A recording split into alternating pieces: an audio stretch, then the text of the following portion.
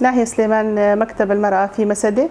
بخصوص العزلة على القائد عبد الله أوجلان، نحن كمرأة نعتبر هاي أكبر جريمة بحق المرأة، بحق شعوب شمال شرق سوريا. وحاولت تركيا طمس فكر القائد، لأنه كان هدف القائد تحرير الشعب وتحرير المرأة، تحرير جميع المكونات وليس كمكون كردي فقط. وزرع فكر القائد في المنطقة. أصبحت المرأة كإداريات في المراكز، وأصبحت في القوات العسكرية وجميع الحقوق المرأة.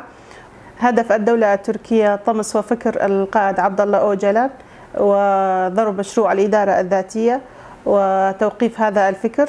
ونحن كنساء بفضل وفكر هالقائد يعني وصلنا لهالمرحلة، نناشد ونطالب جميع المنظمات وحقوق الإنسان بكسر هذه العزلة عن القائد.